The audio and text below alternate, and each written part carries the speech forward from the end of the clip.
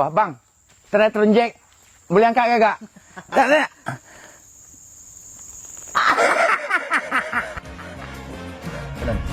Madah berbunga alun suara, terdengar merdu hanya dendangan.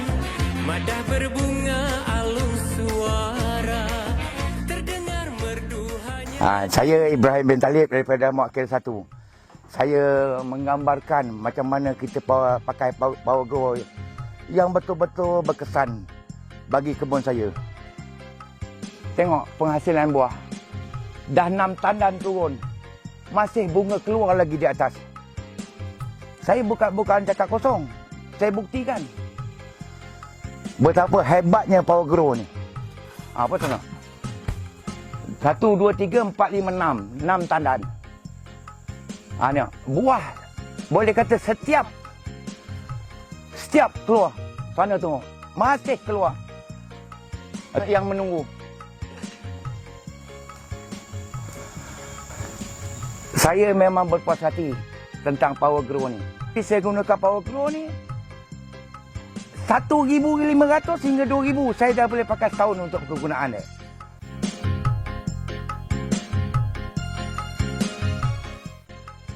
Saya dah try. Penghasilan dia memang 90 hari awak dapat penghasilan dia. Dengan buah masak kita gugur, buah yang berbunga tu terus menonjol. Tengok keadaan pokok sehat dengan hijau dia. Saya Muhammad Nasir, anak Cik Ibrahim. Memang saya akuilah baju air ni. Memang ada perbezaan betul. Buah yang berat padu, saya selalu angkat. Ni memang ada beza sangat. Kadang-kadang tak larat nak angkat. Buah betul-betul padu sangat.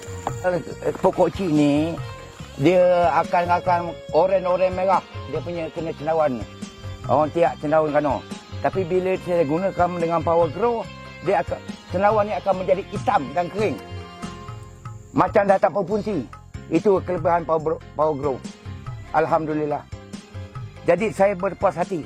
Jadi pesawit di negara kita ni saya galakkan.